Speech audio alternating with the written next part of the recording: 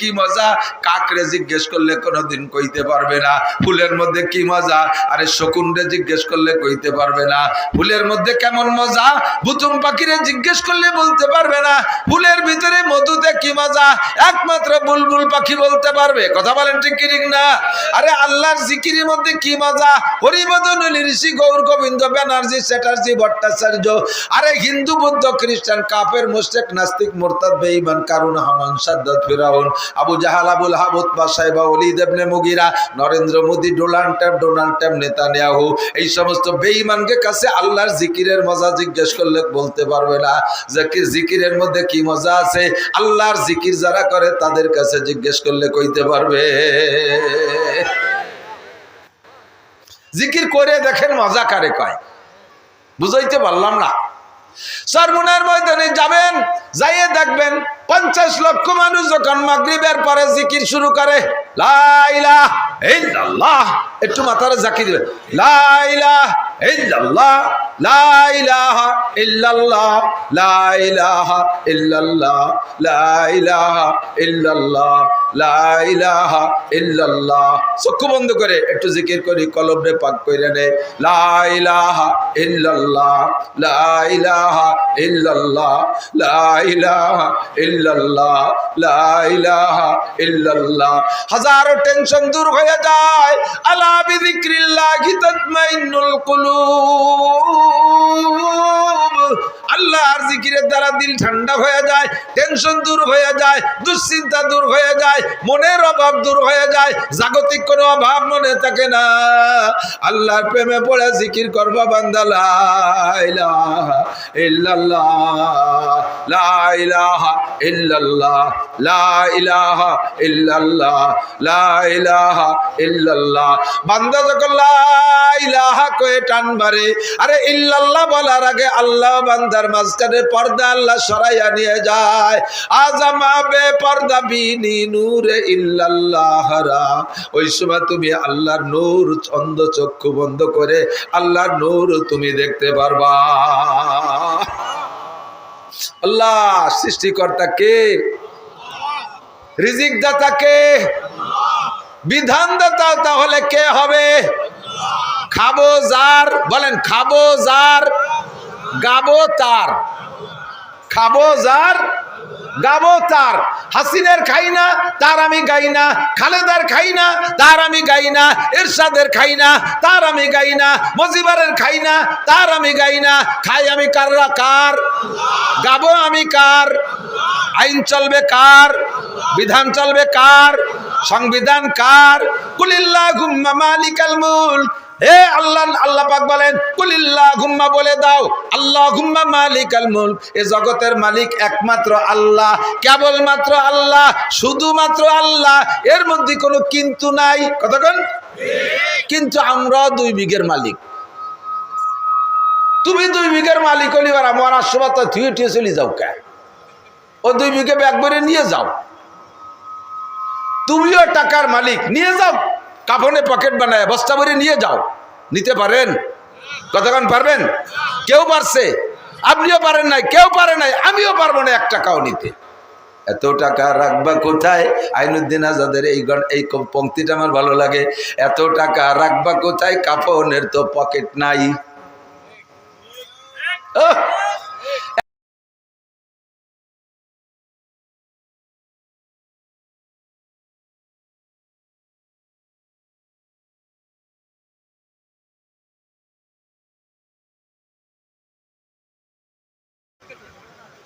Mic নিয়ে বাড়ি যাইতে দেবে না।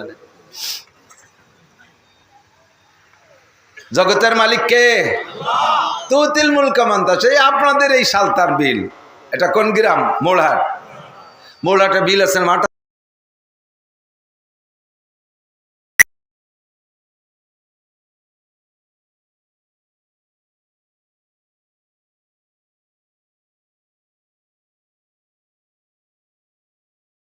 ছিল কামলা, পেস্টেজ লাগাইছে, বইটু নিড়াইছে। 30 বছর পরে আছে গুল্লি দিয়ে সে কামলা মালিক হয়ে গেছে, আর মালিক ওই বুঝি কামলা দেয়। আছে, পাওয়া যাবে, প্রমাণ আছে না? না এরকম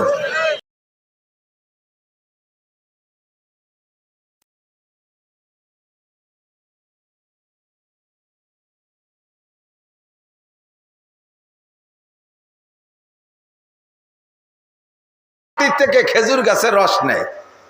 খেজুর গাছের রস হয় কোন জায়গা? গোড়ায় না মাথায়? কোন জায়গা? গোড়ায়ও রস নাই তা না, কাটিয়ে দেহেন একটু বাইরে হয়, জিব্বে দিয়ে সাইটিয়ে দেহেন, তা মিঠে না নুনতা? নুনতা নুনতা না। আর সেই মাটির থেকে আখের রস নেয়, গ্যান্ডারি আখের রস নেয়, ওর রস কোন জায়গা মিঠে আর কোন জায়গা নুনতা? ওর গোড়ায় মিঠে আগায় নুনতা। এই বৈষম্য উল্টো পাল্টা কিরা বাদাইছে, ঠিক না? আল্লাহু আকবার। একই মাটি থেকে রস নেয় গ্যান্ডারি আখ, তার মাথায় যাইতে যাইতে নুনা হয়ে যায়, গুড়ায় থাকতে মিষ্টি থাকে। আর ওই মাটি থেকে রস নেয় খেজুর গাছ, ওর গুড়ায় থাকতে নুনতা থাকে, মাথায় যে মিঠে হয়ে যায়। তাফাক্কারু ফি খালকিল্লাহ ওয়ালা তাতাফাক্কারু বিল্লাহ। খুঁজে পাই না কুদরত কোত্থেকে আসে। এ ভাই আমার কাছে জব দেন, আমাকে দেশে মুরগিতে ডিম পাড়ে না? না ডিমই মুরগি পাড়ে? কিরায় কি পাড়ে? মুরগিতে কন্দি মুরগি আগে না ডিম আগে? হাদিসের মধ্যে আসছে কিরা আগে, কিরা আগে? মুরগি আগের পক্ষে কারা? একটু বিয়াদবি মাফ করবে। মুরগি আগে ডিম পরে, কিডা কিডা আগে? এই তো অল্প কয়জন। তাহলে আগে ডিম না? ওই যারা হাত উঠেছেন মুরগি আগে তারা থামেন, আর বাকিরা সবাই কি ডিম আগের পক্ষে? তারপরে একটু হাত দেই, ডিম আগে কারা একটু দেখাবেন? অর্ধেকের বেশি লোক উঠেনি, মানে যে দল যেতে সেই দলে। আল্লাহ কয় ডিম আগে, আল্লাহ কয় ডিম আগে। মুরগি যে হাইটে বেড়াতে পারে, একটা ডিম রে থুয়ে দিলি কে সে হাইটে বেড়াতে পারে? ডিমকে হাঁটতে পারে? মুরগিতে কুটকুট করে, ডিমি কি করে? মুরগিতে খায়, ডিমি কি খায়? তাহলে মুরগি তাজা, ডিম মরা। মুরগি তাজা, ডিম। আল্লাহ কয় তুখরিজুল হাইয়া মিনাল মাইয়িতি ওয়া তুখরিজুল মাইয়িতা মিনাল হাই। আমি আল্লাহ পাক জীবিতকে বের করি মরার থেকে, তাজারে বের করি মরার থেকে, তাজা মুরগি মরা ডিমের থেকে আমি বের করি। তাহলে বোঝা যায় আগে ডিম বানাই পাঠাই দিচ্ছে, পরে তার মধ্যে তাজা মুরগি বেরিয়েছে। কথা বোঝেন নাই? তুখরিজুল হাইয়া মিনাল মাইয়িত, মরা ডিমের থেকে আমি তাজা মুরগি বের করি। এরপরে কি করি? অতুখরিজুল মাইয়িতা মিনাল হাই। এরপরে একবার জানিয়ে গেছে, এরপরে যত মরা সব এই তাজার পেটেতে বের হয়। তাফাক্কারু ফি খালকিল্লাহি ওয়ালা তাতাফাক্কারু ফিল্লাহ। জগতের মালিক কে? আবার কয়ে নেই ভাই, আল্লাহ। এই জন্য সংবিধান কার হবে? আমার আল্লাহ সংবিধান পাঠায় দিয়েছে। 30 পারা কোরআন শরীফ সংবিধান। কয় পারা? 104খানা আসমানি কিতাবের ভিতরে আপনারা শ্রেষ্ঠ উম্মত, এই জন্য শ্রেষ্ঠ কিতাবটা বরাদ্দ রাখছে আপনাদের জন্য। খুশি হবেন না? বলেন আলহামদুলিল্লাহ। আপনারা শ্রেষ্ঠ উম্মত, আমি কই না, আল্লাহই বলে দিয়েছে। আল্লাহ কুনতুম খায়রা উম্মাতিন উখরিজাত লিন-নাস তা'মুরুনা বিল মারুফি ওয়া তানহাউনা আনিল মুনকার। আদম থেকে নিয়ে তোমাদের আগ পর্যন্ত যত উম্মত আমি পাঠাইছি, সমস্ত উম্মতের মধ্যে তোমরা শ্রেষ্ঠ উম্মত। এর কারণ হলো তা'মুরুনা বিল মারুফি ওয়া তানহাউনা। যুবক যুবক আমার দিক, তুমি সর্বশ্রেষ্ঠ উম্মত। বলছে কে? জোর হলো না? আল্লাহ বলছে আপনি সবচেয়ে শ্রেষ্ঠ। তবে শ্রেষ্ঠ হওয়ার কারণ কি? শ্রেষ্ঠ হওয়ার কারণ হলো তা'মুরুনা বিল মারুফ, যত ভালো কাজ আছে সৎ কাজের আদেশ দেবেন, তাহলেই আপনি শ্রেষ্ঠ। 2 নম্বরে অসৎ কাজের নিষেধ করবেন, অসৎ কাজের বাধা দেবেন। সৎ কাজের আদেশ, অসৎ কাজের নিষেধ করলেই আপনি শ্রেষ্ঠ উম্মত। শ্রেষ্ঠ উম্মতের জন্য শ্রেষ্ঠ গাইড, শ্রেষ্ঠ সংবিধান লাগবে, তার নাম কোরআন। 30 পারা কোরআন শরীফ আমাদের জন্য নাজিল করেছে। বলেন আলহামদুলিল্লাহ। এই 30 পারা কোরআন শরীফের একটা শব্দ কি মিথ্যে? আবার ছন্দ আছে? ভুল আছে কোন জায়গা? একটা জের জবর নুক্তা পেশ কোথাও গলত নাই। বলেন আলহামদুলিল্লাহ। 1500 বছর আগে যেভাবে নাজিল হয়েছে এখনো সেভাবে আছে, কিয়ামত পর্যন্ত চলতে থাকবে। তবে যখন আপনি কোরআনের সাথে অসৎ ব্যবহার করবেন, তখন একদিন দেখবেন যে সাদা সাদা কাগজ পড়ে রয়েছে, ওর মধ্যে অক্ষর নেই। জিবরিল আলাইহিস সালামকে একদিন আল্লাহ নবী জিজ্ঞেস করছে, ভাই জিবরাইল, এক এক ফেরেশতার এক এক দায়িত্ব। মিকাইল আলাইহিস সালাম হলো খাদ্যমন্ত্রী, উনি ম্যাকট্যাক চালায় বেড়ায়, কোন কোন দেশে ফসলতি হবে শ্রেষ্ঠ সেইগুলো দিয়ে বেড়ায়। তো উনার দায়িত্ব ওই। ইসরাফিল আলাইহিস সালামের দায়িত্ব হলো সিংহামুখী করে নিয়ে বসে আছে, ফু দিয়ে সবাই উড়োই দেবে, উনি ওই দায়িত্ব পালন করে। আর আজরাইল আলাইহিস সালামের দায়িত্ব হলো সন্ত্রাসীর দায়িত্ব, নাকি? একজন ফেরেশতার নামে সন্ত্রাস করলে বিয়াদবি হবে না? আমাকে বক্তারা এর মাঝে মাঝে কয়ে ফেলে, আস্তাগফিরুল্লাহ। আজরাইল আলাইহিস সালামের দায়িত্ব হলো মানুষকে হত্যা করা, প্রাণীর জান কবজা করা, সম্মানী দায়িত্ব, ঠিক কি না? আল্লাহ তো ভাই জিবরাইল, আজরাইল আলাইহিস সালামের দায়িত্ব চলতে থাকবে যতদিন প্রাণী জগৎ দুনিয়ায় আছে, সবাইকে মারতে হবে। ইসরাফিল মিকাইল আলাইহিস সালামের দায়িত্ব কিয়ামত পর্যন্ত, কারণ সমস্ত প্রাণীর কাছে খাদ্য সরবরাহ করতে হবে, উনি খাদ্যমন্ত্রী। আর শেষ ফিনিশিং ভূ দিয়ে উড়াই দেবে ইসরাফিল আলাইহিস সালাম, সেজন্যই তো সিংহা ভূত নিয়ে ওনার বসে থাকতে হবে মহিয়ে নিয়ে। আপনার দায়িত্ব তো ছিল নবী রসুলদের কাছে আসা যাওয়া, আর আমি তো শেষ নবী, আনা খাতামুন নবিয়্যিন লা নবিয়্যা বাদি। এসে গেলে ফাঁকে ফাঁকে একটু ওয়াজও করে যাওয়া লাগে। আমার প্রাণপ্রিয় যুবক বন্ধুদেরকে গ্রাস করে ফেলতেছে কাদিয়ানিরা আর হিজবুত তাওহীদের পাঙ্কু সেলিম, এদের কার্যক্রম এলাকার ভিতরে যুবকদের মধ্যে দিয়ে বেশি চালাচ্ছে। বুড়োকে কাছে এরা পাত্তা পায় না, এই ফাজিল পাল্টি বুড়োকে কাছে পাত্তা পায় না, কারণ বুড়োরা ওই আগের মুরব্বীকে হুজুরকে কাছে, বাইদের বুড়ো হুজুর, মরহুম মুজাদ্দেদ হুজুর, পুড্ডর হুজুর, দলা হুজুর, আশরাফ আলী শাহ হুজুর রহিমাহুল্লাহ, এই সমস্ত বুজুর্গানের দিনের কাছ থেকে এলেম পাইছে। এর আগের পীরকে কাছ থেকে যা শিখছে, এখন আমরা এসে নতুন নতুন কিছু করতে গেলে বুড়োরা কা, বাবা তুমি যা আছো তাই নিয়ে থাও, আমরা একদিন যা শিখছি এই নিয়ে মূর্তি দা, আমারও মাথায় ধরে না, নতুন কথা তুই শুনিস নি পারে, এই কয়ে বুড়োরা গাই বেঁধে বসে দেয়। আর যুবকরা টপাটপ করে দিন বদলের পালা, ওরা শুধু নতুনত্ব খোঁজে, খালি নতুন খোঁজে। এই জন্যই নতুন ধর্ম নিয়ে এসে আহলে হাদিস আলারা, এটা খায় বেশি যুবকরা। নতুন ধর্ম একটা নিয়ে এসে হিজবুত তাওহীদের পাঙ্কু সেলিম, একটু কানোর নাম কি? হিজবুত তাওহীদের পাঙ্কু সেলিম। এই জায়গা ঠিয়েটির পর দুটি খাইজনি দাড়ি, ওর বগল এসছে দাড়ি ছোট, ওর বগলও বেশ খানিক বড় হবে আশা করি, একটু একটু বগল তো দেখিনি, একটু উঠুও ঠাক হই। আস্তাগফিরুল্লাহ। আর একটা বেরোইছে কাদিয়ানি, ফেরকায়ে বাতিলা, আমার নবীর এগেনস্টে কাদিয়ানি, গোলাম মোহাম্মদ কাদিয়ানি নবুয়তি দাবি করেছে। ও কি সত্য নবী না মিথ্যা নবী? আরে নবী না, ওটা মোমেন না কাফের? একটু কবেন না কেউ, যে না কয়ে চুপ করে থাকবেন, বোঝা যাবে যে আপনি কাদিয়ানির পক্ষের লোক, ফেরেশতারা সেই হিসেব করে নেবে। গোলাম মোহাম্মদ কাদিয়ানি তার সমর্থকরা মোমেন না কাফের? আরেকবার, মাশাআল্লাহ, ধন্যবাদ। আল্লাহ পাক আপনাদেরকে এই কথাটার ওসিলায় কিয়ামতে নবী পাকের সুপারিশ নসিব করবে। আনা খাতামুন নবিয়্যিন লা নবিয়্যা বাদি, হুজুর বলেন আমি শেষ নবী, আমার পরে আর কোনো নবী আসবে না। তো ভাই জিবরাইল, তোমার ডিউটি তো আমি পর্যন্ত শেষ, নবী রসুলদের কাছে তোমার দায়িত্ব ছিল, তুমি কি আর দুনিয়ায় আসবা? জিবরিল আলাইহিস সালাম বলেন, আপনি চলে যাওয়ার পরে আমি কয়েকবার, প্রায় 10 বার আসবো। কি এতে আসবা? আর কেউ নবুয়তি দিতে আসবা? হিজবুত তাওহীদের সেলিমরে নবুয়তি দিবা, তুমি কাদিয়ানির গোলাম মোহাম্মদরে নবুয়তি দিবা? কয় না না না, নবী আর হবে না, আপনি শেষ নবী। এরপরে আসবো কয়েকটা কাম করতে, তার ভিতরে একটা কাজ হলো দুনিয়ায় আসবো, উম্মতের ভিতরে নিয়ামতগুলো তার জায়গায় থাকবে, কিন্তু নিয়ামতের স্বাদ তুলে নেওয়ার জন্য আসবো, নিয়ামতের স্বাদ তুলে নেওয়ার জন্য আসবো। দুধ থাকবে জায়গায়, দুধে ঘ্রাণ থাকবে না। মুরব্বীরা সাক্ষী দেন, এখন তো গাই ফান পালতেছে, অ্যাভেলেবেল হয়ে গেছে, সব কিছুই পর্যাপ্ত পাওয়া যায়, কোনো কিছুর অভাব নাই।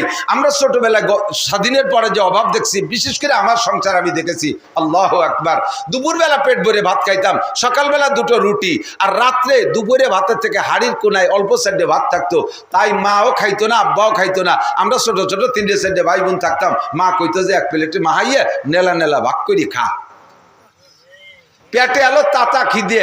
আর গ্রাম্য একটা প্রবাদ আছে, নাই ঘরে খাই বেশি, ঘর ভরা হাড়ি ভরা ভাত রয়েছে। আজকের আমার ছেলে মেয়েদেরকে, আমাদের সবারই একই অবস্থা। আমার মা এরে খাওয়াইতে করলি সে কোনো মতে খাবে না, কয় যে 20 টাকা না দিলি খাবো না। ভাত খাবে সে, উপকার হবে তার, তারে 20 টাকা না দিলি খাবে না। একটা পুতা হয়েছে আমার, পুতা কামাগো দিক, ছেলেরে পুতা, আপনাকে দিক কি কয় জানি না, নাতি ভুতা যাই হোক, এই ডিসেম্বরে তার 2 বছর হবে, একটু কথা কয়। ভাত খাতি কইছে খাবে না, কয় না খাবো না। আমি কই তা খাও দাদা, কয় না খাবো না। কয় টাকা দাও, 20 টাকা ভগাটিতে বাড়াই দিছি, তারপরে 2 লেলা খাইছে। আমরা কি অভাবে ছিলাম, ভাতের কষ্ট আমরা উপভোগ করছি, কথা কন ঠিক না? কত অভাব চলে গেছে বাংলাদেশের উপর দিয়ে, আল্লাহু আকবার।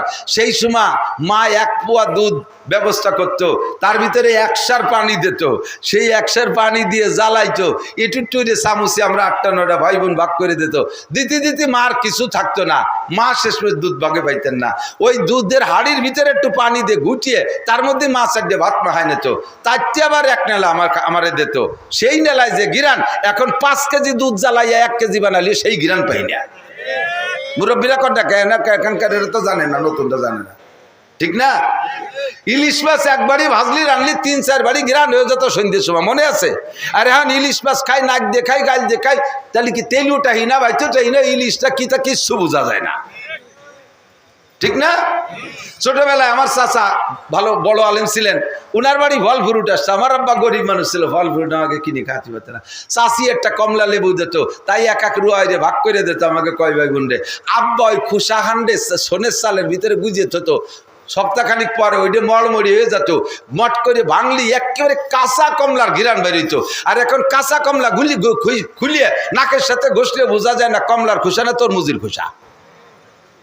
সবকিছুর নিয়ামত শেষ, নিয়ামতের স্বাদ শেষ। নিয়ামত আছে জায়গায়, আম পাওয়া যায় 12 মাস কাল, পেয়ারা পাওয়া যায় 12 মাস কাল, সব ফল কাঁঠাল পাওয়া যায় 12 মাস কাল, তরমুজ পাওয়া যায় 12 মাস কাল, সব কিছু 12 মাস কাল পাওয়া যাচ্ছে। কিন্তু 12 মাস কালে কোনো কালে তার স্বাদ নাই, নিয়ামতের স্বাদ উঠে নিয়ে গেছে। হুজুর কয়, জিবরাইল তুমি এই কাজটা কেন করবা, আমার উম্মতের নিয়ামতের স্বাদ কেন নিবা?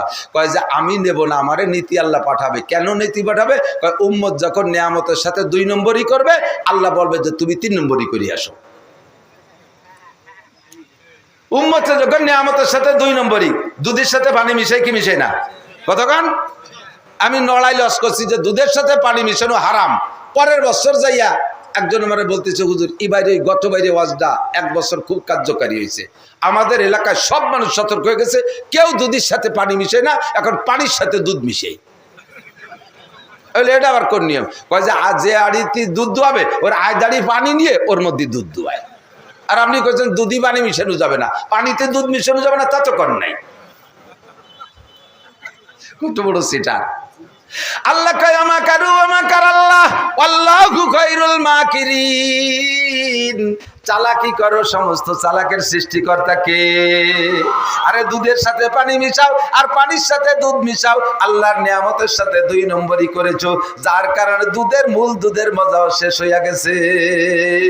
যারা দুধের সাথে পানি মিশাও অথবা পানির সাথে দুধ মিশাও, আবার যারা দুধের সাথে পানি মিশাও অথবা পানির সাথে দুধ মিশাও, সাবধান থাকবা, আল্লাহ দেখে কি দেখে না? দোয়ানোর সময় মিশাও অথবা ঘরে নিয়ে বালতি ভরে ঢাইলা দাও, সব আল্লাহ দেখে। খবীরুম বাসির, আল্লাহ সাংবাদিক সেট করে রাখছে, আল্লাহ নিজ চোখে দেখে। ধরা পড়ে যাবা দোস্ত, একের পর এক অ্যাক্সিডেন্ট শুরু হয়ে গেছে।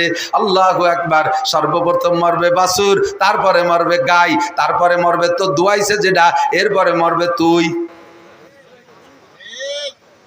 আগে মারছে বাছুর, 60,000 টাকা দেবের বাছুরটা 2 বার পাতলা পায়খানা ছেড়ে মেড়ে মরে গেছে।